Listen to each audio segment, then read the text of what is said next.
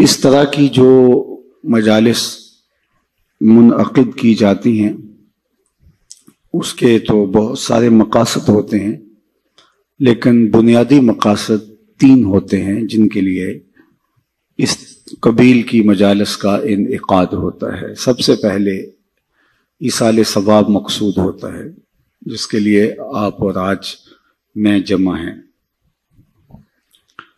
مرنے والوں کے لیے مغفرت کی دعائیں اور ان کے لیے اللہ کے حضور التجائیں، یہ ان کا حق ہوتا ہے۔ بلکہ ایک حدیث پاک میں مرنے والوں کے 4 حقوق کا ذکر کیا گیا ہے۔ بالخصوص ماں باپ جب انتقال کر جاتے ہیں تو ان کے حق ختم نہیں ہوتے۔ 4 حق ایسے ہیں جو مرنے کے بعد بھی واجب الادا ہوتے ہیں۔ ان میں سے پہلا حق الصلاۃ علیہما، ان پر جنازہ پڑھنا ہے۔ انتقال کے بعد والدین کا اولاد کے ذمے عائد ہونے والا پہلا حق ان پر جنازہ پڑھنا ہے۔ تجہیز و تکفین، تدفین، یہ اس کے زمرے میں آتی ہے۔ خوش نصیب وہ اولاد ہے کہ جو اپنے ماں باپ کا جنازہ پڑھنے کی صلاحیت رکھتی ہے، اور خوش نصیب وہ والدین ہیں کہ جن کی اولادیں ان کا جنازہ باقاعدہ پڑھ سکتی ہیں۔ ورنہ کتنے لوگوں کو میں جانتا ہوں کہ جنہوں نے اپنے ماں باپ کا جنازہ نہیں پڑھا۔ آپ سوچ رہے ہوں گے کہ وہ ملک میں موجود نہیں ہوں گے، کہیں سفر پہ ہوں گے۔ نہیں، وہ موجود تھے، قبرستان میں گئے ہیں، لیکن کھڑے رہے ہیں، جنازہ نہیں پڑھا۔ کیا اس شخص سے بڑا کوئی بد نصیب ہو سکتا ہے کہ جس نے اپنی حقیقی ماں کا جنازہ نہیں پڑھا، اپنے حقیقی باپ کا جنازہ نہیں پڑھا، اور موجود بھی تھا؟ تو ایسے لوگوں کو آپ بھی جانتے ہیں۔ یہ وہ لوگ ہیں جنہیں جنازہ آتا نہیں ہوتا، اور وہ رسماً صف میں کھڑے ہوتے ہیں اور ماں باپ کا یہ حق ادا نہیں کر پاتے۔ اور اس سے بڑی محرومی اور کیا ہو سکتی ہے کہ انسان اپنے ماں باپ کے جنازے میں کھڑے ہو کر کے ان کا یہ حق بھی ادا نہ کر پائے۔ دوسرا حق ماں باپ کا جو اولاد کے ذمے عائد ہوتا ہے وہ ہے استغفار لہما، ان کے لیے بخشش کی دعائیں کرنا۔ زندگی کے اندر ماں باپ کی خدمت کے بہت سارے طریقے ہیں، ان کی خوشنودی حاصل کرنے کے بہت سارے ذرائع ہیں۔ آپ ان کے پاؤں دبا سکتے ہیں، انواع و اقسام کے پھل ان کو دے کر کے ان کی خوشنودی حاصل کر سکتے ہیں۔ ان کی خوشی کے جو بھی سامان ہیں آپ وہ کر سکتے ہیں۔ ان کے مزاج سے آشنائی کی وجہ سے آپ جانتے ہیں کہ یہ کن باتوں سے خوش ہوتے ہیں۔ لیکن جب انتقال کر جاتے ہیں تو پھر یہ سارے ذرائع ختم ہو جاتے ہیں۔ تو پھر ان کے لیے ان کی خوشنودی حاصل کرنے کے لیے دوسرا حق ماں باپ کا ان کے لیے استغفار کرنا ہے۔ اور مرنے والوں کو انتقال کے بعد سب سے زیادہ ضرورت دعاؤں کی ہوتی ہے۔ مل میت فی القبر الا کالغریق المتغوص فی البحر ینتظر دعوۃ۔ اللہ کے محبوب علیہ السلام نے ارشاد فرمایا، جب ہم کسی شخص کو قبر میں دفن کر کے واپس پلٹتے ہیں تو اس کی حالت ایسے ہوتی ہے جس طرح کوئی شخص پانی میں غوطے کھا رہا ہو اور فریاد کر رہا ہو۔ کل غریق المتغوص، 2 لفظ بیان فرمائے، ایک تو غرق ہونے والا، ڈوبنے کی کیفیت، اور دوسرا المتغوص، فریاد کرنے والا۔ اس آڑے اور مشکل وقت میں اپنے پسماندگان کی طرف سے اگر اسے کسی چیز کا انتظار ہوتا ہے، ینتظر دعوتن، وہ دعا کا انتظار ہوتا ہے، کسی کے میرے لیے ہاتھ اٹھ جائیں اور میرے لیے کوئی دعا کر دے۔ تو اللہ بندوں کے اٹھے ہوئے ہاتھ خالی نہیں موڑتا۔ ان ربکم حیی کریم یستحیی من عبدہ اذا رفع یدیہ الیہ ان یردہما صفرا۔ تمہارا رب حیا کرنے والا کریم ہے، بندے جب اس کے سامنے ہاتھ پھیلا کے دعا مانگتے ہیں، اللہ فرماتا ہے مجھے شرم آتی ہے ان کے اٹھے ہوئے ہاتھ خالی کیسے موڑ دوں۔ بندوں کے اٹھے ہوئے ہاتھوں کی وہ لاج رکھتا ہے اور خالی نہیں موڑتا، چونکہ وہ کریم ہے۔ جتنے لوگ آپ بیٹھے ہیں، اتنے لوگ کسی دنیا دار کے ڈیرے پہ جا کے کوئی ایسی چیز طلب کریں جس کا دینا اس کے لیے مشکل نہ ہو اور دینے سے خاص فرق بھی نہ پڑتا ہو، تو مجھے بتائیں کہ اتنے لوگ اگر اٹھ کے کسی کے ڈیرے پہ چلے جائیں اور اس سے وہ چیز مانگیں جس کا دینا اس کے لیے آسان ہو، تو کیا وہ اتنے لوگوں کو خالی موڑ سکتا ہے؟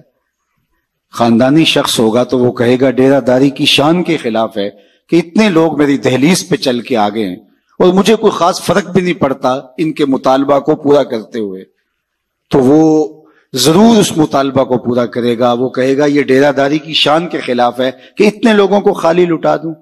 اللہ کہتا ہے یہ میری شان کے خلاف ہے کہ میرا بندہ جب میرے سامنے ہاتھ پھیلا کے دعا مانگتا ہے تو میں اس کو خالی لٹا دوں۔ ان ربکم حیی کریم یستحیی من عبدہ اذا رفع یدیہ الیہ ان یردہما صفرا، جب ہاتھ پھیلا کے وہ میرے حضور حاضر ہوتے ہیں اور میرے سے التجا کرتے ہیں تو اللہ فرماتا ہے کہ میں ان کو خالی نہیں موڑتا، چونکہ میں کریم ہوں اور مجھے خالی موڑتے ہوئے حیا آتی ہے، مجھے شرم آتی ہے کہ میں ان کو خالی موڑ دوں، چونکہ اگر میں نے بھی خالی موڑ دیا تو وہ اور تو کوئی در نہیں ہے جہاں جا کے وہ جھولی پھیلائیں گے اور جہاں جا کے وہ اپنے ہاتھ پھیلا کے دستے طلب دراز کر کے مانگیں گے۔ اگر میں نے بھی نہ دیا تو پھر وہ کس دہلیز پہ جائیں گے، کس در پہ جائیں گے؟ اور اگر کوئی خود مانگنے کے لیے تیار نہیں ہے تو اللہ تعالیٰ بے نیاز ہے۔ قل ما یعبأ بکم ربی لولا دعاؤکم، اے محبوب فرما دو اگر تم اسے نہیں پکارو گے تو وہ بھی پرواہ نہیں کرے گا۔ تمہاری ضرورت ہے، تم مانگتے رہو، جھولیاں پھیلاتے رہو، دستے طلب دراز کرتے رہو، وہ تمہاری جھولیاں بھرتا رہے گا۔ لیکن اگر تم متکبر ہو گئے، تم سرکش ہو گئے اور تم نے مانگنا چھوڑ دیا تو وہ اسے بھی پھر پرواہ نہیں، چونکہ وہ کریم بھی ہے اور وہ بے نیاز بھی ہے۔ تو تم اس سے دستے طلب دراز کر کے مانگو۔ پھر اللہ سے مانگنے کا کوئی وقت نہیں ہے، جب بھی مانگو در رحمت کو شادہ پاؤ گے۔ دنیا دار سے مانگنا ہو تو وقت دیکھنا پڑتا ہے، یہ تو سونے کا وقت ہے، اس وقت دستک دی تو الٹا طبیعت میں مزاج میں تلخی ہوگی، لیکن وہ مالک ہے لا تاخذہ سنۃ ولا نوم، نیند تو دور کی بات ہے، اسے تو اونگ بھی نہیں آتی ہے۔ تو دن کو جاؤ، رات کو جاؤ، دوپہر کے وقت در دستک پہ حاضری دو، رات کے پچھلے پہر اس کی دہلیز پہ جا کے دستک دو، جب بھی اسے پکارو گے وہ دینے پہ آمادہ ہے۔ دنیا دار سے مانگنا ہو تو اس کی زبان میں مانگا جاتا ہے، اللہ سے جس زبان میں مرضی مانگو، عربی میں مانگو، اجمی میں مانگو، ہندی میں مانگو، سندھی میں مانگو، اقبال کے لہجے میں مانگو، رومی کی طرز میں مانگو۔ نہیں مانگنا آتا خالی ہاتھ پھیلا دو، وہ بند لبوں کی بولیاں بھی جانتا ہے۔ مانگو تو صحیح، دستے طلب دراز تو کرو، ہاتھ تو پھیلاؤ۔ بت کے سامنے ہاتھ جوڑ کے زلیخا کہہ رہی تھی یا صنمی یا صنمی، اے میرے بت مجھے بچھڑا ہوا یوسف ملا دے۔ پتھر کا مادو بلا اس کی فریاد کیا سنتا، لیکن اس کا اعتقاد تھا، وہ سر شام بت کے آگے بیٹھ جاتی اور یوسف کے ملنے کی التجائیں کرتی، یا صنمی یا صنمی۔ عمر بیت گئی، نہ اس کا جذبہ کم پڑتا ہے اور نہ یوسف مل رہے ہیں۔ ایک دن رات کا پچھلا پہر تھا اور بت کے آگے ہاتھ جوڑے کھڑی تھی اور یا صنمی کا وظیفہ پڑھ رہی تھی کہ اچانک نیند کا جھٹکا آ گیا، زبان بل کھا گئی۔ یا صنمی پکارتے پکارتے کہنے لگی یا سمادی۔ آواز آئی جبریل یوسف کے گھوڑے کا رخ موڑ دے، بچھڑی ہوئی کو یوسف ملا دے۔ یا اللہ تجھے تو نہیں پکار رہی ہے، تو بت کو پکار رہی ہے، زبان بل کھا گئی ہے۔ یا صنمی کی بجائے یا سمادی کے لفظ زبان پہ آ گئے۔ کہا جبریل جیسے بھی اس کے لبوں پہ میرا نام تو آیا ہے، اگر میں نے بھی نہ دیا میرے اور بت میں فرق کیا ہوا؟ کوئی پکارے تو صحیح، کوئی دستے طلب دراز تو کرے، کوئی مانگے تو صحیح، ہاتھ تو پھیلائے اس کی چوکھٹ پہ۔ وہ کریم ہے، 70 پیار کرنے والا ہے، تو اگر اس کی دہلیز پہ مانگیں تو وہ بندوں کی طلب سے سوا دیتا ہے، ضرورت سے زیادہ عطا کرتا ہے۔ تو پہلا مقصد اس کے حضور بخشش و غفران طلب کرنا ہے، اللہ کے حضور عرض کرنا ہے کہ مالک غفران و رحمت کے پردوں میں ہماری ماں کو ڈھانپ لے۔ یہ پہلا مقصد ہے آج کے اس اجتماع کے انعقاد کا۔ اور یہ بات ذہن میں رکھیں، جس طرح ماں باپ کی دعائیں اولاد کے حق میں قبول ہوتی ہیں، اس طرح اولاد کی دعائیں بھی ماں باپ کے حق میں قبول ہوتی ہیں۔ جب ماں باپ کے لیے اولاد دعا مانگتی ہے تو وہ خلوص ہوتا ہے اس دعا کے اندر. میں نے کتب تصوف میں پڑھا اور ایک حدیث اس کی تائید میں بھی مل گئی. جس شخص نے روزانہ معمول بنا لیا کہ اپنے ماں باپ کے لیے اہتمام سے دعا کرتا ہے، ساری زندگی اس کے رزق میں بے برکتی نہیں آ سکتی. یہ آسان سا نسخہ ہے. ماں باپ زندہ ہیں تب بھی، ماں باپ انتقال کر گئے ہیں تب بھی. روزانہ ایک وقت متعین کر لیں اور خاص طور پہ ان کے لیے دعا کریں.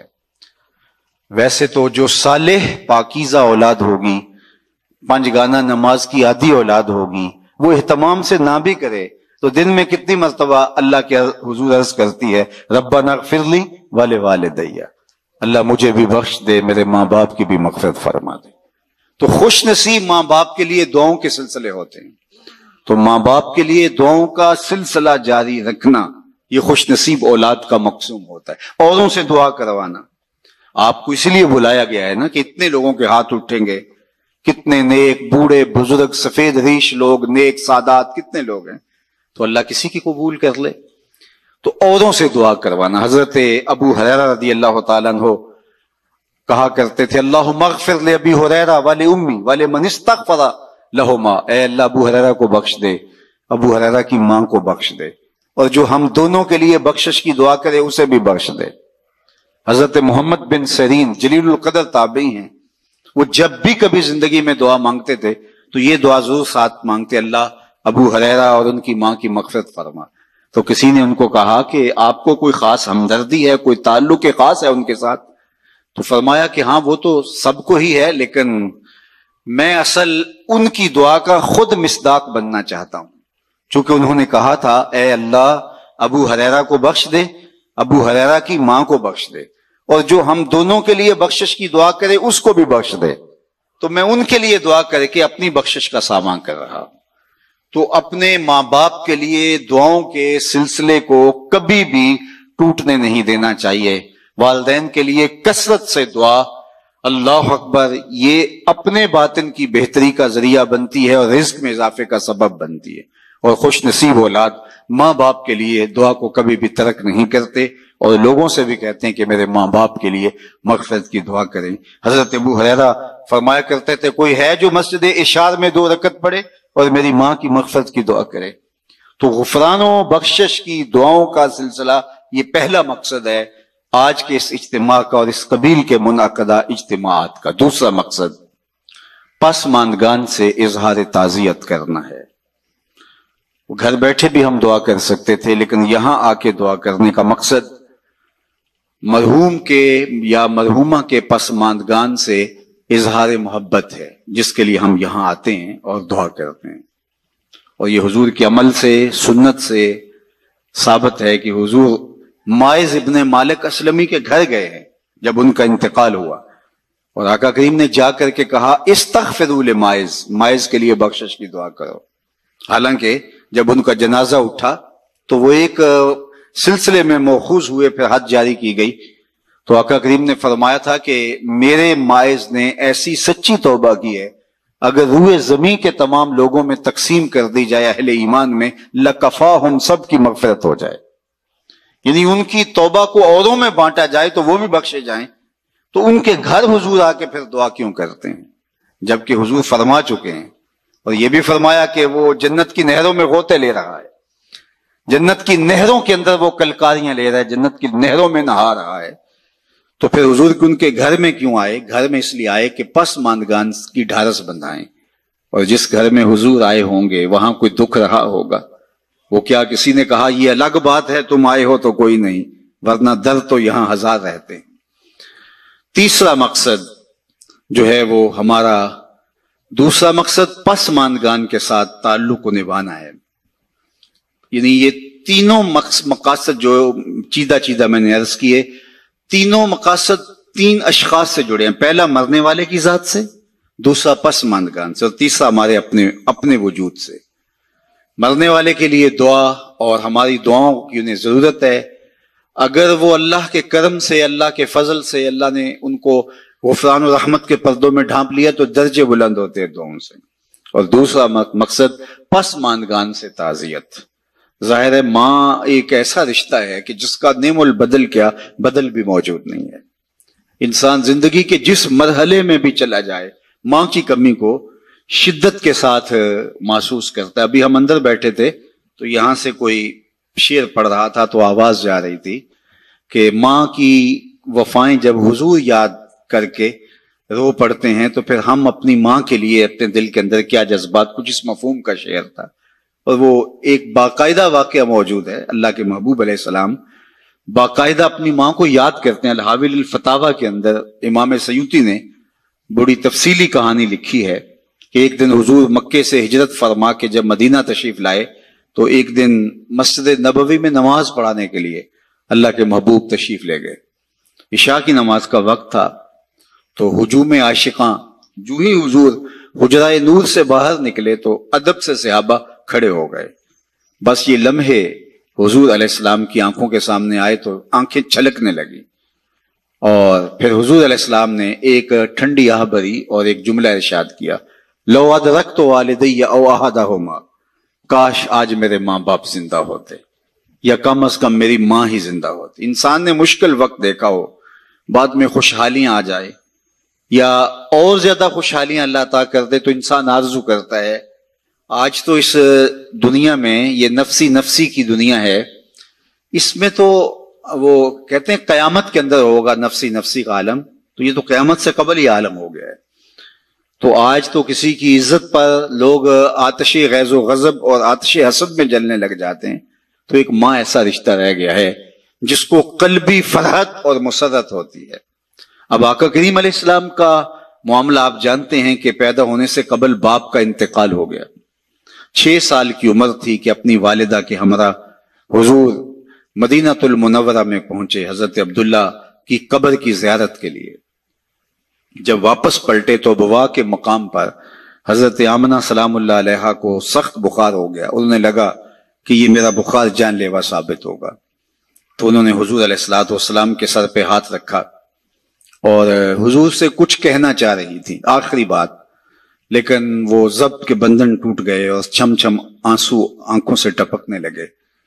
تو حضرت آمنہ نے جو جملے کہے علماء نے سیرت کی کتابوں میں موجود ہے. سیرت کی سب سے پہلی کتاب جو ہے وہ ابن حشام کے اندر یہ لفظ موجود ہیں کہ حضرت آمنہ بمشکل چند جملے ادا کر پائیں. وہ یہ تھے کہ بیٹا ہر نئی چیز سے پرانا ہو جانا ہے، ہر باقی نے فنا ہو جانا ہے، میں بھی جا رہی ہوں. وہ ذکر باق و ولد تو توہرا، لیکن میرا ذکر نہیں مٹے گا اس لیے کہ تیرے جیسا ستھرا بیٹا چھوڑ کے جا رہی ہوں.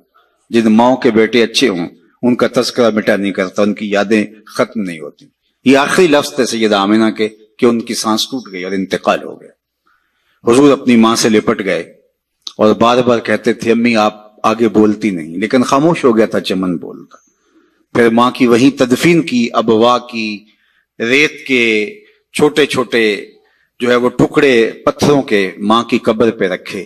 اور ہو بھی کیا سکتا تھا، وہ کیا کسی نے کہا تجھے کن پھولوں میں ہم کفن دیں، تو جدا ہی ایسے موسموں میں ہوا جب درختوں کے ہاتھ پھولوں سے خالی تھے.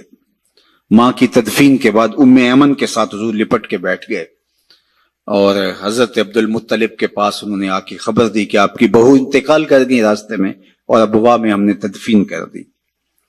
ابن حشام نے لکھا ہے کہ حضور کو آغوش میں سمیٹ کر حضرت عبد المطلب بہت روئے اور ام ایمن سے ہی کہا کہ میرے بیٹے کا تم نے بہت خیال رکھنا ہے. اور آقا کریم علیہ الصلوۃ والسلام کی ذمہ داریوں کو جس طرح پھر وہ نبھاتے رہے وہ تاریخ کا ایک انوکھا باب ہے. اور حضرت ام ایمن نے جس طرح ڈیوٹی سر انجام دی، حضور علیہ السلام فرمایا کرتے تھے ام ایمن میری ماں کے بعد میری ماں ہے. پھر حضرت عبد المطلب کا بھی انتقال ہو گیا 2 سال کے بعد. اس وقت حضور علیہ السلام کی عمر 8 برس تھی. سیرت کی کتابوں میں یہ واقعہ موجود ہے کہ جب امیر قریش حضرت عبد المطلب کا جنازہ اٹھا پورا مکہ امڈ آیا، لیکن 8 سال کے بچے کو دیواروں سے لپٹ لپٹ کے لوگوں نے روتے ہوئے دیکھا. پھر چچا کی کفالت، پھر وہ وقت بھی گزرا. مکے کے بازار، طائف کی گلیاں، کھدے ہوئے گڑھے، ڈالی جانے والی اجریاں، آلام، تکلیفیں، کفار کی طرف سے ریشہ دوانیاں، جبر، ظلم اور استبداد کی لمبی داستانیں. اللہ کا حکم ہوتا ہے کہ آپ ہجرت کر کے مدینے آ جائیں تو حضور علیہ السلام مدینے چلے گئے تو آج حالات بدل گئے. حضور جو ہی حجرہ انور سے باہر نکلے صحابہ ادب سے کھڑے ہو گئے. وہ وقت بیت گیا جب لوگ پتھر مارتے تھے، اب صحابہ پلکیں بچھاتے ہیں. وہ وقت گزر گیا جب لوگ آوازیں کستے تھے. صحابہ صفوں میں ہاتھ باندھے منتظر ہیں، اور جو ہی حجرہ انور سے حضور نکلے تو ادب سے استادہ ہو جاتے ہیں. تو آقا کریم کی نظر پلٹ کے ابواب میں چلی گئی اور مکے کی گلیوں میں ہونے والے ظلم و جبر کو حضور علیہ السلام نے تصور میں لا کر کے کہا، لو ادرکت والدیا او احدہما، کاش آج میرے ماں باپ زندہ ہوتے، یا کم از کم میری ماں ہی زندہ ہوتی. وانا اصلی صلاۃ العشاء، اور میں لوگوں کو نماز عشاء پڑھا رہا ہوتا. واقرأ فیہا بفاتحۃ الکتاب، اور اس میں سورہ فاتحہ کی تلاوت چل رہی ہوتی. پھر میری ماں کو میرے ساتھ کوئی کام یاد آ جاتا، وہ دروازے پر آتی، چلمن سرکاتی اور میٹھی آواز میں مجھے بیٹا محمد کہہ کے آواز دیتی. فرمایا لوگوں میں اپنی نماز چھوڑ کے ماں کی بات سن لیتا. ماں کی کمی کو انسان ہر دور میں، ہر لمحے میں محسوس کرتا ہے، چونکہ یہ رشتہ ہی ایسا ہے جس کا نعم البدل کیا بدل بھی موجود نہیں ہے. ماں جب بولتی ہے تو اس کے لہجے میں جبریل بولتا ہے. ماں جب مسکراتی ہے تو لگتا ہے جنت کے سارے پھول کھل اٹھے ہیں. ماں کو اللہ نے وہ درد، وہ درک، وہ محبت، وہ پیار اور وہ تڑپتی ہوئی بےتاب ممتا دی ہے کہ جس کی کوئی مثال ہی نہیں ہے. ایک شاعر ہوا تابش، اس نے ماں کے پیار کو کتنے خوبصورت پیرائے میں بیان کیا.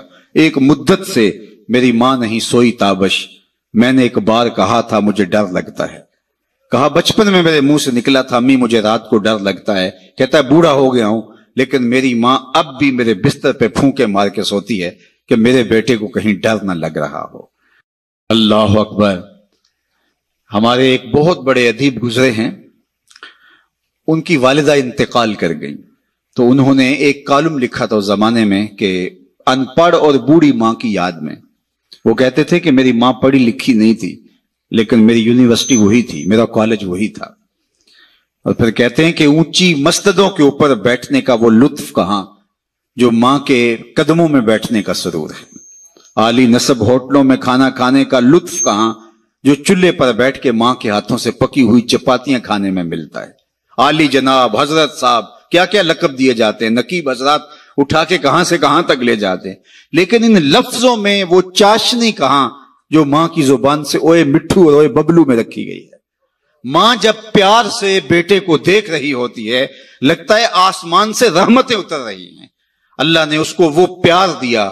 میں اپنے دوستوں کو کہتا ہوں یہ آج کل سڑکوں کے کناروں پر بڑے بڑے ترازو نصب کر دیے گئے ہیں، پورا کنٹینر تول لیا جاتا ہے. تو میں نے کہا آج تک کوئی ایسا ترازو ایجاد نہیں ہوا جس پر ماں کے پیار کو بھی تولا جا سکے. اللہ نے اس کو وہ محبت دی، وہ پیار دیا، وہ درک دیا، وہ درد دیا، اس کے اندر وہ احساس کی کائنات آباد کر دی جسے ممتا کے نام سے پکارا جاتا ہے. نعم البدل کیا بدل بھی موجود نہیں. اللہ نے ماں کے روپ کے اندر اللہ اکبر وہ پیار رکھا ہے. ماں جب پیار سے ہاتھ اٹھا دے تو عرش سے بیٹے کے حصے کی دعائیں کھینچ کے لے آتی ہے.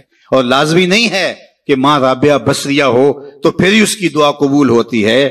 لیپا پوتی کرتی ہوئی ماں اپنے گارے سے بھرے ہوئے ہاتھ بھی اٹھا دے اللہ ان کو بھی خالی نہیں موڑتا. اللہ جل شانہ نے ماں کے سینے کے اندر اولاد کے لیے اتنا پیار رکھا ہے. اگر آپ کی توجہ ہو تو میں آپ سے کہنا چاہوں گا کہ ماں اولاد سے اتنا پیار کیوں کرتی ہے، دکھ جھیل لیتی ہے. غریب مائیں تو لوگوں کے گھروں کے برتن مانجنے سے بھی گریز نہیں کرتی. شہر میں آ کر پڑھنے والوں بھول گئے ہو کس کی ماں نے کتنا زیور بیچا تھا. مائیں کن کن مشکلوں سے گزر کے اولاد کی تربیت کرتی ہیں، غلامیاں قبول کر لیتی ہیں. ماؤں کی کہانیاں دل آویز ہیں اگر اس عنوان سے بات چلے. لیکن میں آپ سے پوچھتا ہوں کہ ماں کو اولاد سے اتنا پیار کیوں ہے؟ تو آپ سب کا ایک جواب ہوگا، اس لیے کہ اولاد کو ماں نے جنم دیا ہے. تو جس ماں نے اولاد کو جنم دیا وہ اتنا پیار کرتی ہے تو جس رب نے خلق کیا وہ کتنا پیار کرتا ہوگا. جنم دینے والی کا پیار کسی ترازو پہ نہیں تولا جا سکتا، اور جس نے دست قدرت سے بنایا ہے. یا ایھا الانسان ما غرک بربک الکریم الذی خلقک فسواک فعدلک فی ای صورۃ ما شاء رکبک. ماں کی دہلیز چھوڑ کے بچہ بھاگ جائے، آوارہ مزاج بچہ، تو ماں کہتی ہے پتر آجا، اتنی ٹھنڈی چھاؤں کہیں نہیں ملے گی، پلٹ کے آجا، میری باہیں تیرے لیے کھلی ہیں۔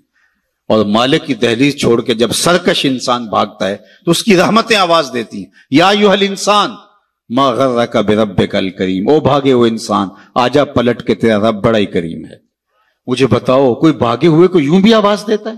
کبھی مجرم کا پولیس کو تعاقب کرتے آپ نے دیکھا ہوگا، سخت گیر استاد کو بدتمیز طالب علم کے پیچھے دوڑتے دیکھا ہوگا، لیکن یہاں پیار کا انوکھا اسلوب ہے، دل آویز کہانی ہے، جو سرکش ہے، باغی ہے، متمرد ہے، مالک کی دہلیز چھوڑ کے بھاگ رہا ہے، اس کو مالک کی رحمتیں آواز دے رہی ہیں، یا ایھا الانسان ما غرک بربک الکریم، آجا پلٹ کے، تیرا رب بڑا ہی کریم ہے۔ ساری دنیا کا شہد نچوڑ دو تو اتنی مٹھاس نہیں ملے گی جتنی ان لفظوں سے ٹپک رہی ہے۔ ما غرک، ما میں عموم ہے، اس چیز کا نام تو بتا جس نے رب سے تجھے دور کر دیا۔ دولت، حسن، جوانی، اقتدار، یہ کیا ہے جو تیرے پاس مستقل رہنے والا ہے؟ آج ہے کل نہیں، آج جوانی ہے، آج تیری چوڑی چھاتی، کڑیل بازو، لیکن کل کچھ بھی نہیں ہوگا۔ کل ایک گلاس پینے کے لیے بھی جو ہے وہ تجھے ساری توانائی صرف کرنی پڑے گی۔ اقتدار آج ہے کل نہیں ہے، دولت آج ہے کل نہیں، یہ ڈھلتی چھاؤں ہے۔ تو کس ورثے پہ، کس بل بوتے پہ تو مالک کی دہلیز چھوڑ گیا ہے؟ ما غرک، کس چیز نے تجھے مغرور کر دیا؟ بربک الکریم۔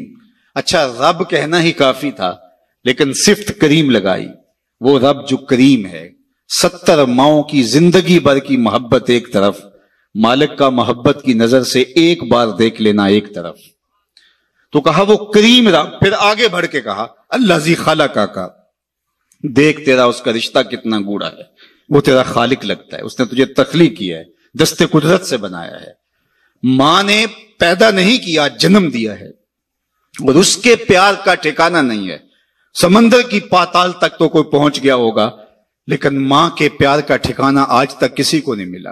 اللہ نے اس کے سینے کے اندر جو اولاد کی محبت رکھی ہے، اور وہ محبت اس لیے کہ اس نے اولاد کو جنم دیا۔ جس ماں نے جنم دیا وہ اتنا پیار کرتی ہے، اللہ فرماتا ہے الذی خلقک، دیکھ میرا تیرا رشتہ، میں تو خالق لگتا ہوں، میں نے تو تجھے خلق کیا ہے، تجھے دست قدرت سے بنایا ہے، اور میری دہلیز چھوڑ کے بھاگ گیا۔ فسواک، پھر تجھے ہموار کیا، تیرے اعضاء کو توازن بخشا، تجھے حسن دیا، تجھے جوانی دی، تجھے قد رانا دیا، تجھے اعتدال دیا۔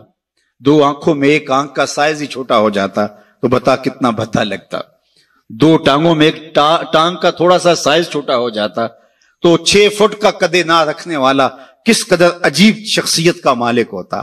یہ سب کچھ موجود تھا، آنکھوں میں بجلیاں ہوتی، کانوں میں سماعت کے اجالے ہوتے، زبان پہ جو ہے وہ نطق کا اجالا اور نور پھیلا ہوتا، قد را نہ ہوتا، لیکن دماغ کے پرزے ڈھیلے ہوتے تو قمیص کے پیچھے گھر کا ایڈریس لکھا ہوتا کہ جس کو ملے اس ایڈریس پہ پہنچا دے۔ انسان تجھے میں نے توازن بخشا ہے، فسواک فعدلک، تجھے اعتدال دیا ہے، تجھے حسن بھی دیا، تجھے جوانی بھی دی، تجھے جمال بھی دیا، لیکن تجھے توازن اور اعتدال بھی دیا۔ اللہ اکبر، یہ ہے تیرا رب، آجا پلٹ کے، آنا تو تو نے ہے ہی، پھر جو لوگ کندھے پہ اٹھا کے لائیں گے، اچھا نہیں اپنے قدموں سے چل کے آجا، بھاگ تو سکتا نہیں ہے، آنا تو تو نے پھر میری دہلیز پہ ہے، لیکن پھر لوگ اٹھا کے لائیں گے، پھر منہ ڈھانپ کے آتا پھرے گا، اچھا نہیں کھلے منہ سے آجا، میری رحمتیں تجھے بڑھ کے استقبال کرنا چاہتی ہیں۔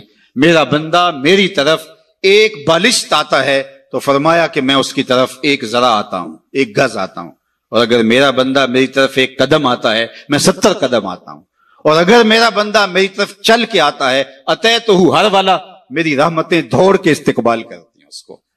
آج آجا، کل تو تو نے آنا ہی آنا ہے، کل لوگ اٹھا کے لائیں گے، بہتر اپنے قدموں سے خود چل کے آجا۔ یا ایھا الانسان ما غرک بربک الکریم الذی خلقک فسواک فعدلک فی ای صورت ما شاء رکبک۔ دیکھ کیسی سونی شکل دی ہے، کیسی صورت دی ہے، کیا جمال تجھے عطا کر دیا ہے، تجھے پتہ ہی نہیں تجھے کیا کیا جو ہے وہ نظم دیے ہیں، تیرے اندر کیا کیا سسٹم اس نے لگائے ہیں۔ میرے ایک دوست کے اندر، جو ایک دوست ہے، اس کے منہ کے اندر جو لعاب کی مقدار ہے، وہ جو مطلوبہ مقدار چاہیے اس سے کچھ کم پیدا ہوتی ہے، تو اس کو بولنے میں دقت ہے۔ مسئلہ کیا ہے جی؟ اس کا لعاب کی مقدار کچھ کم پیدا ہوتی ہے، دنیا کا امیر ترین شخص اوناسس، یہ ٹاپ 10 لوگ بنتے تو کسی زمانے میں یونان کا اوناسس، جس کا بہت بڑا کام تھا اور دنیا کے 10 لوگوں میں شامل تھا، تو اس کی آنکھ کے پپوٹے کام کرنا چھوڑ جاتے ہیں۔ یہ خود کار سسٹم ہے، ہم نے چونکہ کبھی اس کا بل نہیں دیا اس لیے ہمیں پتہ نہیں یہ کتنا بڑا نظم لگا ہوا ہے، ادھر سے تنکا اڑا ادھر سے آنکھ بند ہو گئی، یہ خود کار نظام ہے اللہ نے جو رکھا ہوا ہے، تو اس کے پپوٹے کام کرنا چھوڑ جاتے ہیں۔ ڈاکٹر سلوشن ٹیپ لگا کے اس کی آنکھیں بند کرتا تو وہ سو جاتا ہے، اور پھر جب اس نے آنکھ کھولنی ہوتی ہے تو سلوشن ٹیپ لگا کے آنکھیں کھولتا ہے۔ تو کسی نے اوناسس سے پوچھا کہ تیری زندگی کی سب سے بڑی خواہش؟ اس نے کہا کاش میں اپنی آنکھیں اپنی مرضی سے کھول سکوں۔ تو کہا اس کے لیے تجھے دولت لگانی پڑے تو کتنی دولت جھونک سکتا ہے؟ اس نے کہا ساری دولت لگا دوں گا، کاش کہ میں اپنی آنکھیں تو اپنی مرضی سے کھول سکوں۔ ہم تو اپنی آنکھیں اپنی مرضی سے کھولتے، ہمارے اندر تنفس کا نظام ہے، انہضام کا سسٹم ہے، عضلاتی نظام ہے، اتنی کائنات ہے، ہم نے کبھی تفکر اور تدبر بھی نہیں کیا ہمارے مالک نے ہمیں کیا کیا دیا ہے۔ تو کہا کہ تجھے توازن دیا، تجھے اعتدال دیا، تجھے حسن دیا، تجھے شکل دی، بلکہ ایک آگے چل کے ایک دوسرے مقام پہ قرآن کہ ثم اماتہ فاقبرہ، اللہ تعالیٰ نے اس کو بھی بطور نعمت گنوایا کہ میرا شکر مان کہ میں نے تجھے موت دی، اگر تجھے موت ہی نہ دیتا بتا کیا کرتا؟ بڑھاپا آ گیا تھا، ارذل العمر آ گئی تھی، اڑ جاتا۔ اب وہی بچپن پلٹ کے دوبارہ بڑھاپے میں آ گیا۔ وَمَن نُعَمِّرْهُ نُنَكِّسُ فِي الْخَلْقِ، سورہ یاسین۔ ہم جب لمبی عمر دیتے ہیں تو پلٹ کے پھر وہ بچپنا لے آتے ہیں، دانت گر گئے، پھر سخت چیز میدے میں اتار نہیں سکتا، میدا کمزور ہو گیا، بولو براز پھر چارپائی کے اوپر، مشکل بن گئی، زندگی سے تنگ آ گیا۔ بچپنے میں بولو براز سب کو چارپائی کے اوپر ہوتا تھا تو ماں کے سینے میں ممتا رکھی ہوئی تھی، تو ماں اس ممتا کے تحت کبھی شکایت نہیں کرتی تھی۔ بیٹا معذور بھی ہو تو ماں کی زبان سے کبھی نہیں سنیں گے کہ اللہ میرے بیٹے کو پردہ دے دے، اور نہ ماں کے سامنے یہ بولنے کی کوئی جرت کر سکتا ہے۔ لیکن جب والدین بوڑھے ہو جاتے ہیں اور ڈاکٹر بھی جواب دے دیتے ہیں اور چارپائی پہ بولو براز مشقت بن جاتی ہے، تو اولاد پھر یہ تو ضرور کہتی ہے کہ دعا کرو اللہ ماں باپ کو پردہ دے دے، لیکن ماں باپ نے کبھی پردہ نہیں مانگا تھا اولاد کے لیے، چاہے جتنی بھی اذیت میں ہو۔ اللہ اکبر، وہ مشکل وقت آ گئی، یہ ارذل عمر ہے۔ پھر پلٹ کے بچپنا آ گیا، ایک گلاس پانی کے مانگنے کے لیے پوری توانائیاں صرف کرنی پڑتی ہیں، پھر آواز نکلتی ہے، پھر آنکھیں انتظار کرتی ہیں کوئی 2 گھونٹ پانی لے آئے، پھر وہ پانی پیش کرتا ہے، تو پھر پوری ہمت لگا کے اس پانی کو جو ہے وہ حلق سے نیچے اتارنا پڑتا ہے، کتنی مرتبہ سانسیں لینی پڑتی ہیں۔ اب گھر والے تنگ آ گئے، بابے کو اندر سے باہر برآمدے میں ڈال دیا کہ بچہ بابا کھانستا ہے اور بچے ڈسٹرب ہوتے ہیں، امتحان سر پہ ہیں، نوکر مقرر کر دیا۔ اب اتنی مشکل بن گئی کہ وہ کہتا ہے یا اللہ مجھے موت ہی دے دے۔ اللہ فرماتا ہے ثم اماتہ، ہمارا شکر مان کے ہم نے تجھے موت دی، اگر اس مرحلے میں ہم تجھے موت بھی نہ دیتے بتا کیا کرتا؟ پھنس گیا تھا نا، گھر والے بھی تنگ آ گئے، ان کے چہروں سے بیزاری کو تو محسوس کر لیتا۔ اب اس وقت اگر ہم تجھے موت نہ دیتے، سارے پیار اور ساری محبت کے باوجود تو کتنی مصیبت میں پھنس گیا تھا۔ اللہ کہتا ہے ثم اماتہ، شکر مان میرا کہ میں نے تجھے موت عطا کی۔ پھر آگے کیا فرمایا؟ فاقبرہ، بکری بھی تو مری تھی، گھسیٹ کے روڑی پہ ڈال دیا، جانور بھی تو مرے تھے، گھسیٹ کے گڑھے میں پھینک دیا، لیکن کہا نہیں ثم اماتہ فاقبرہ، جو ہی مرا دوبارہ پھر تو محبوب بن گیا۔ اب سارا شہر تیرا منہ دیکھنے آ رہا ہے، ذرا سوچ، تیرا منہ دکھانے کے قابل ہے؟ ساری زندگی اللہ کے حکموں کو توڑا، لیکن ایک دم پھر محبت جاگ پڑی، محبت آنسو بن کے بہنے لگی، زمانہ دور دور سے آنے لگا۔ پھر کہا کہ اب یہ شاہکار ہے میرا، اس کو یوں ہی نہیں پھینکنا جس طرح گدے کو پھینکا تھا، بکری کو پھینکا تھا، کہا اس کو غسل دو، اس کے انگ انگ پہ خوشبو ملو، چٹے لباس کا کفن دو، اس کا جنازہ اٹھاؤ۔ ایک آدمی نہیں اٹھائے گا، ایک آدمی بھی تو اٹھا سکتا تھا، کہا نہیں 4 آدمی اٹھائیں، اور ان کو بھی کہا کہ کندھا بدلتے رہنا، اور پھر کہا تیز نہ چلنا میرے شاہکار کو جھٹکا نہ لگ جائے۔ کیا اعزاز ہے، کیا تکریم ہے، کیا پروٹوکول ہے۔ اب جنازہ آ گیا قبرستان کے اندر، امام کعبہ بھی ہو تو وہ پیچھے کھڑا ہوگا، جنازہ آگے ہوگا، وقت کا غوث بھی ہو تو پیچھے کھڑا ہوگا، اس کا جنازہ آگے ہوگا۔ یہ تیرا پروٹوکول ہے، یہ اعزاز ہے، یہ تیری تکریم ہے۔ کہا پھر اس کے لیے چھوٹا سا گھر بناؤ، پھر اس کے اندر دفن کرو، پھر کہا اس کے اوپر پھول ڈالو، پھر کھڑے ہو کے دعائیں مانگے، التجائیں کرے، اے انسان تو نے میرے ساتھ کیا کیا اور میں نے تیرے ساتھ کیا کیا۔ کتنی عزت افزائی، کتنی تکریم۔ ثم اماتہ فاقبرہ، تو آپ پلٹ کے اپنے مالک کی دہلیز پہ آ جا، وہ نہ ہو کہ کل پچھتائے، لیکن کل کا پچھتانا سوائے حسرت بڑھانے کے علاوہ اور کچھ نہیں ہوگا۔ آج کا پچھتاوا کل کی بہتری کا ضامن ہو سکتا ہے۔ وقت پر کافی ہے ایک قطرہ بھی آب خوش ہنگام کا، جل گیا جب کھیت برسا می تو پھر کس کام کا۔ آپ دیہات کے رہنے والے ہو، آپ تو جانتے ہو کہ جب زمین وتر میں ہوتی ہے تو اس وقت بیج ڈال لیں تو پھر پودا کتنی تیزی کے ساتھ گروتھ کرتا ہے، لیکن جب زمین وتر سے نکل جائے تو پھر کوئی فائدہ نہیں ہوتا۔ آج زندگی کی زمین وتر میں ہے، اج ساوی نے کھلے راوی نے انج ٹوک نوکھڑے ٹوک دے نہیں، ٹر پویں تے فاصلے مک جاندے، گھر بیٹھیاں پینڈے مک دے نہیں۔ آج اٹھنے والا ہر قدم تمہیں منزل سے قریب کر دے گا، اور کل کا پچھتاوا سوائے حسرت، دکھ اور اذیت بڑھانے کے اور کچھ نہیں ہوگا۔ یا لیتنی قدمت لحیاتی، یہ قرآن نے کہا کہ وہ چیخ کے کہے گا ہائے میں اس زندگی کو یہاں بھیج دیا ہوتا پہلے، لیکن پھر کیا فائدہ۔ بلکہ میں نے تو پڑھا ہے کہ قیامت کے دن نیکوکار بھی پچھتائیں گے۔ بدکاروں کا پچھتانا تو سمجھ میں آتا ہے، نیکوکار کیوں پچھتائیں گے؟ جب اپنے اچھے اعمال کی جزا دیکھیں گے تو وہ پچھتائیں گے، جو چند لمحے ضائع کر دیے وہ بھی کیوں ضائع کر دیے، وہ بھی اس کی یاد میں، اس کے ذکر میں، اس کی محبت میں گزار دیے ہوتے۔ تو آج وقت ہے، آج فرصت ہے، آج لے ان کی پناہ، آج مدد مانگ ان سے، کل قیامت کو نہ مانیں گے اگر مان گیا۔ اس دن تو ہر کوئی مانے گا، لیکن آج کا پچھتاوا کل کی بہتری کا ضامن ہو سکتا ہے۔ وہ ایک فقیر تھا، بازار میں کھڑا رو رہا تھا، تو ایک آدمی نے گزرتے روک کر کے کہا کسی نے مارا ہے بابا؟ میں پوچھ لیتا ہوں۔ کہا نہیں کوئی ایسی بات نہیں، تو کیوں رو رہے ہو؟ اس نے کہا بس ان کے رویے نے رلا دیا۔ کیا مطلب؟ کہا گزر رہا تھا، ان کو دنیا میں کھوئے ہوئے دیکھا تو میرے دل میں خیال آیا کہ ان بندوں کی رب کی صلح نہ کروا دوں۔ تو اس نے حیرت سے پوچھا پھر کیا ہوا؟ کہا میں نے اس سے بات کی۔ اس نے کہا لے آ میری دہلیز پہ، میری چوکھٹ پہ، ایک آنسو سے سارے گناہ دھو ڈالوں گا۔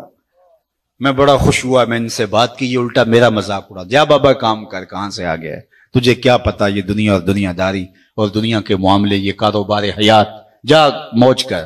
وہ تو مان گیا تھا، یہی نہیں مانے۔ 2 4 5 دن گزرے تو وہی شخص دوبارہ گزرا تو قبرستان میں وہی بابا کھڑا رو رہا تھا۔ تو وہ پھر رکا، کہا کہ بابا بازاروں میں بھی روتا ہے، قبرستانوں میں بھی روتا ہے، آج کیا ماجرا ہوا؟ کہا ان سے مایوس ہو گیا تھا تو آج میں ادھر آ گیا، تو میں نے سوچا ان کی قبرستان والوں کی رب کی صلح کروا دوں۔ تو اس نے کہا کہ جو ہے پھر کیا ہوا؟ اس نے کہا میں ان سے بات کی، انہوں نے کہا ہم تیار ہیں، لیکن اس سے بات کی تو وہ نہیں مانا۔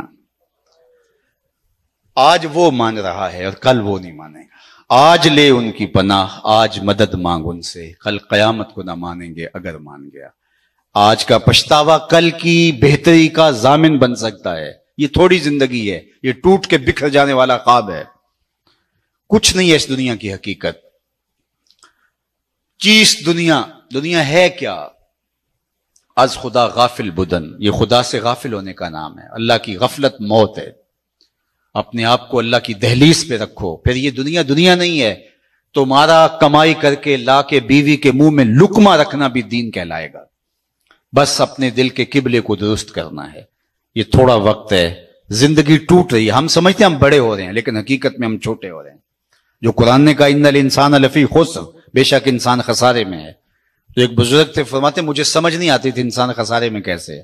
میں سمرقند کے بازار سے گزر رہا تھا اور ایک آدمی پھٹے کے اوپر رکھ کے برف بیچ رہا تھا اور ساتھ آواز لگا رہا تھا۔ آج کل تو یہ پاپڑ بیچنے والے بھی آواز لگاتے ہیں، تو وہ پھٹے کے اوپر برف رکھ کے بیچ رہا تھا اور آواز لگا رہا تھا، اور آواز کیا تھی؟ ارحموا ارحموا علی من یذوب راس مالہ، او گزرنے والو میرے پہ ترس کھاؤ، میں ایسا تاجر ہوں جس کا راس المال پگھلتا جا رہا ہے۔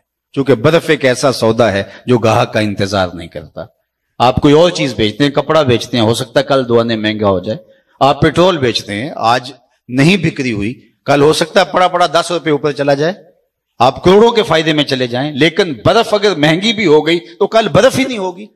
تو وہ پھٹے کے اوپر رکھ کے برف بیچ رہا تھا اور ساتھ آوازیں دے رہا تھا، ارحمو ارحمو الا من یذوب راس مالہ، آؤ میرے پہ ترس کھاؤ، مجھ سے برف کا ایک ایک ٹکڑا لیتے جاؤ، میں ایسا تاجر ہوں جس کا راس المال پگھلتا جا رہا ہے۔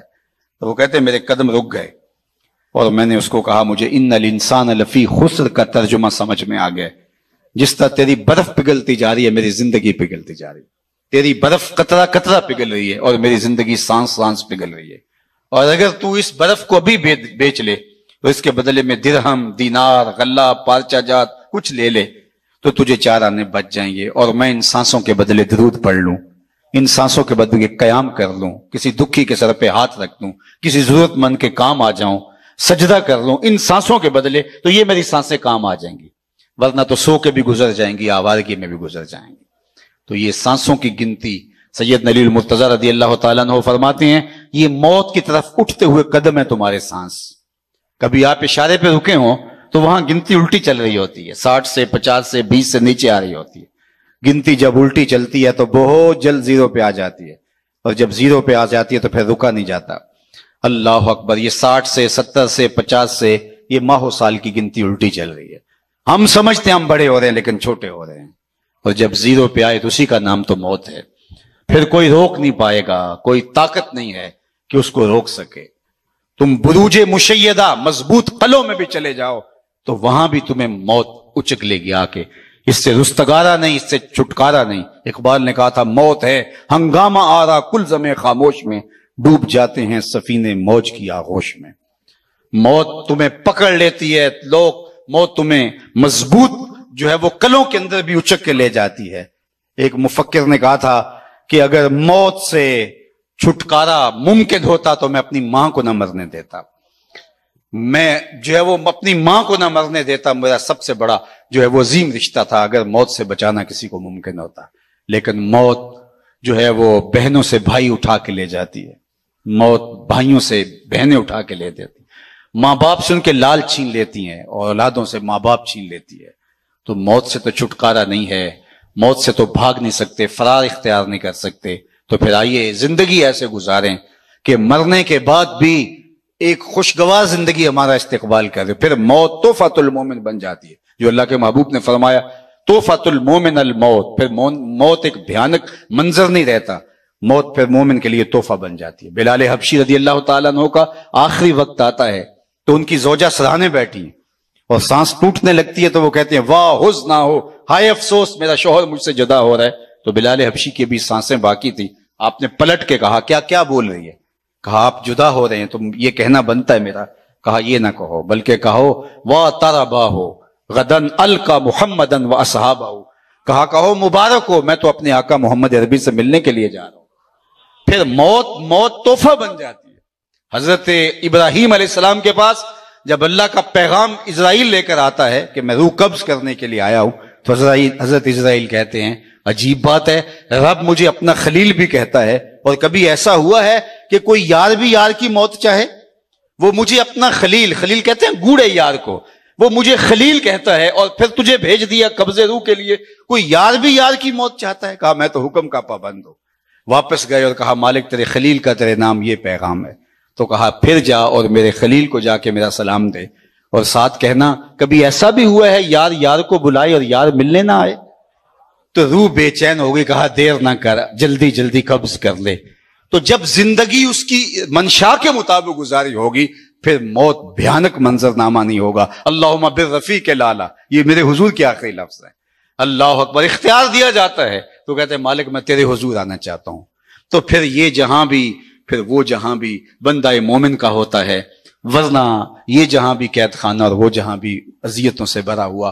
آئیے جو مختصر زندگی اللہ نے ہمیں ودیعت کی ہے اس زندگی کو اللہ اور اس کے رسول کی یاد کے مطابق بسر کرنے کا عزم مصمم کریں، اور اللہ کی بارگاہ میں اس دعا کے ساتھ ہم رخصت ہوتے ہیں کہ اللہ جل شانہ ہمارے محترم کی والدہ ماجدہ کو اللہ کروٹ کروٹ جنت کی بہاریں نصیب فرمائے، اللہ تعالیٰ ان کی قبر کو وسیع، کشادہ، منور، خوشبودار اور ٹھنڈا کرے، انہیں صبر کی توفیق دے اور ان کی برزخی زندگی کے قواعد اپنے کرم سے درست فرمائے۔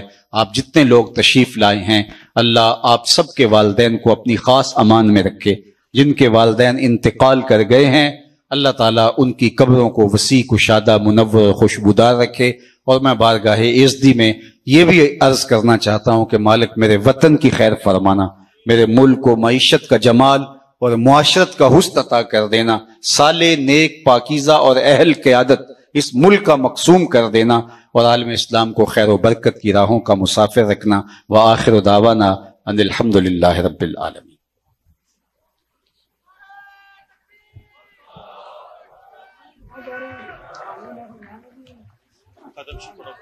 اگر آپ کو ہمارے یوٹیوب چینل کی ویڈیو پسند آئی ہے تو اس کو آپ لائک کریں، کمنٹ کریں اور سبسکرائب کر لیں تاکہ آئندہ آنے والی ویڈیو بھی آپ کو وصول ہوتی رہے۔